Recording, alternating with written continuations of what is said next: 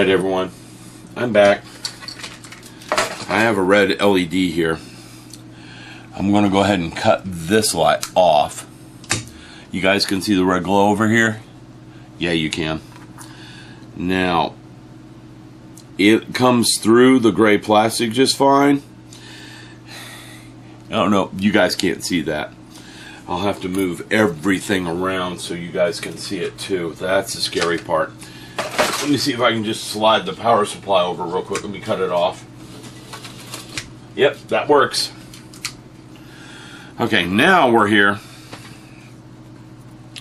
You guys can see the red glowing LED, right? Now, the red glow comes through there. I don't know if you guys can see that. It comes through there, you can see it. But if I pull it off some, it don't look as good. So basically what I'm going to have to do is really brightly ring the outside of everything with red if I let this gray plastic go.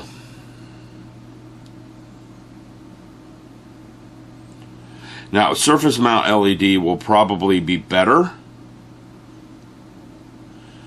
simply because I'm going to try something, guys. Let me pause for a few minutes. Alright everyone, I got into my LED stash. What we have here is a 10mm, but it's a half-watt red LED, so it's putting out a lot more light than that little one was. If I were to cut the main lights off in the room, you could see it, but this puts out enough red. In fact, if it's far enough away, it'll illuminate 3 or 4 grids. Now, there's some issues here with this guy. He's very, very large. Look at the size of this thing. Okay? I don't know if you can see the red dot it's producing on camera. Yeah, you can. Alright? See, it's throwing out a lot of light, but it's not throwing out well. Now, one thing I can do, let's cut this off. Let's go back to the little LED.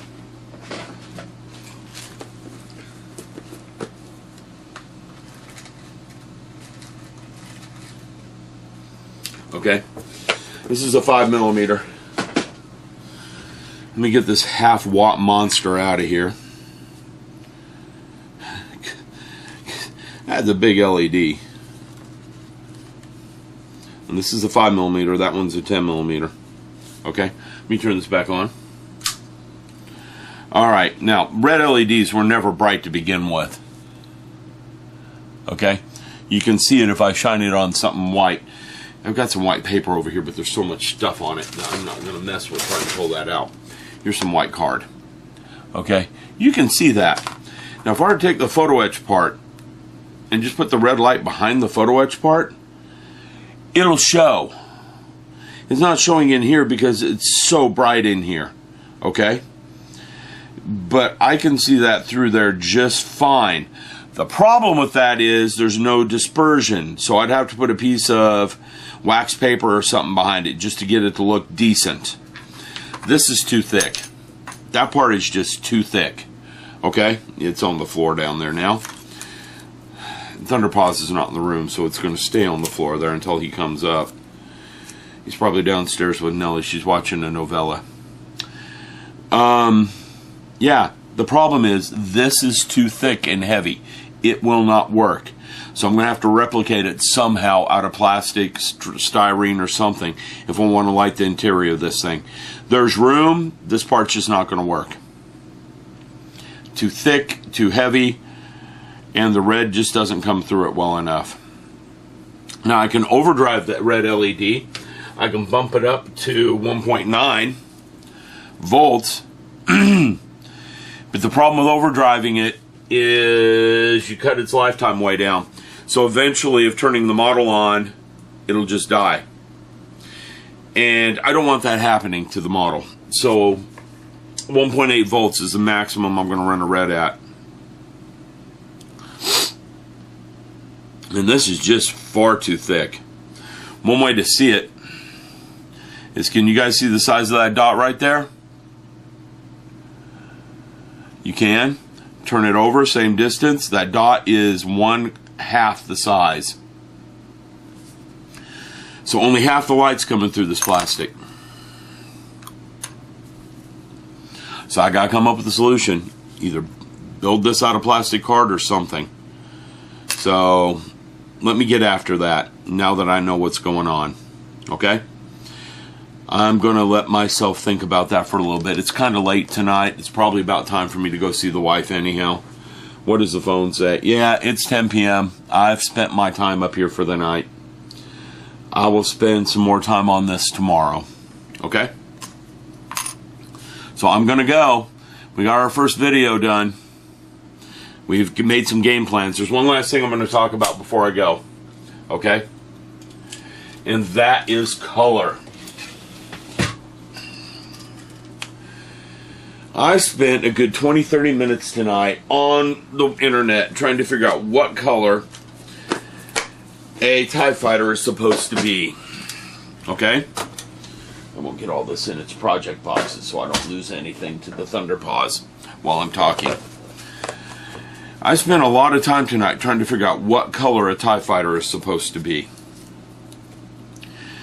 And, well, I got nowhere really. I did, but I didn't. Some of the forum pages I found, people are fanatical about small, tiny details. Like, this is 0.05 millimeters too thick. This is 0.02 millimeters too wide. Yada, yada, yada. And I'm not like that. I'm trying to build the best looking one I can. Adding the details that are supposed to be there is fine, but I'm not going to go overboard and say, okay, this photo etch part is a teeny bit too wide. Let me file that down. I'm not going to do anything like that. Okay? What I'm going to do is I'm going to put the photo etch on there the way it came. I don't mind adding photo etch details and stuff to a model. Okay? So let's start talking color. I'm going to grab the camera and pan it up. Oh, heavy camera too. There we go. So let's start talking color. The directions say it should be, to me, a light gray, which is this color here. Okay? The sprue molding isn't quite that color. It's close, but it's not quite that color. Now, all the photos I see look more like this guy. Now, if you look at this guy, these two colors, of course, it went way on the other side of the camera. It hit the floor and rolled. Let me go get it. Wow, you guys see a nice blank view of my chair. This is what you get for YouTube, you know, free videos, not professionally produced. Okay, now if you look at these two colors, they are close, but not quite. This has a little bit more blue to it. This is closer to what I'm seeing when I look on the internet, to be honest with you guys. I'm seeing this light blue color, and I'm seeing a lot of light gray details around it, and dark gray details around it. This isn't all that far off, this gray color, though. Now, one of the forums, they had a piece of one of the filming models, and they went and did a bunch of paint color swatches. They found out one of Tamiya's spray paints closely matches the color of the model, almost perfectly. So I may track some of that down and spray paint the body and everything with that color. We'll see, because this is close to that, and I may just use this. This is what the directions called for. Okay?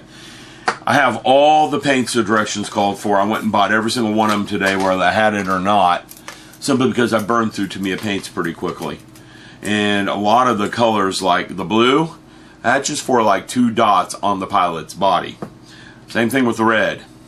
Okay? And the chrome silver. This is just for details on the pilot. They're not actual details on the TIE Fighter itself. Okay? So anyhow, you guys know where I stand at the moment.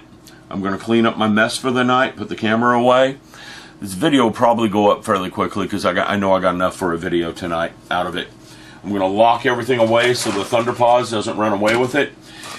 And what I'm going to do tomorrow is this. I'm going to start on the exterior photo etch. That doesn't require me to think a whole lot, so I might as well start there while I try to figure out what to do with the lighting on the interior.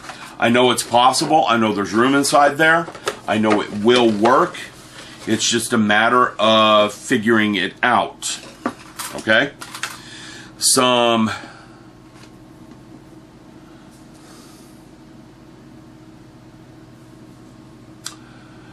I've got enough strip styrene over there.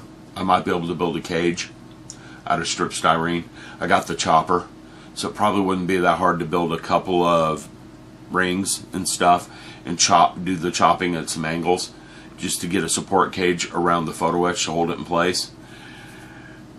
Probably also possible for me to take a heat gun and some really thin styrene and try to make a mold off of the parts that came with the kit. Because as long as I can get them in there and seal the ball where they're not flopping around and moving, it's fine. So I'm going to try to figure something out, because if I can use some really thin styrene and make a duplicate part as those walls, it would work.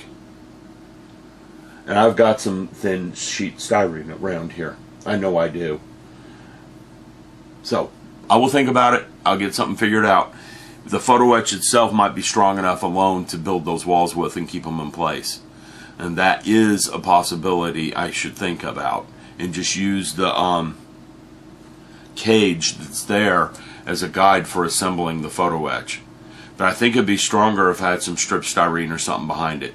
So that's a route I think I'm going to take. Is I'm going to cut some very thin styrene, laminate it to the photo etch, and then, this is sounding the best way, and then I can build the cage from there, and I can use some very thin rod along the edges of each of those parts to hold them together with. That's sounding like the right way to me. Okay? So tomorrow I'm going to do some cutting. That's some strip styrene. Once I get those cages built, I can start working on the interior. So it means I have to paint the brass black first. I'll get it figured out. I'll come back and tell you guys what I'm doing. See you in a bit. As an aside, I'm watching my Star Wars DVDs as I build this model. I can't show you that because of copyright issues. In fact, I probably shouldn't even be showing you that much. I do have the Blu-rays, but I don't have a Blu-ray player in my model room. So we're watching the old DVDs. I just wish I could play the original version. I have yet to find a DVD that has the original version and the George Lucas cuts, whatever you want to call those things. You know, the one where Guido shot first or Han shot first. I don't know. Han shot first in the original. Leave it alone. That's just my take for the moment.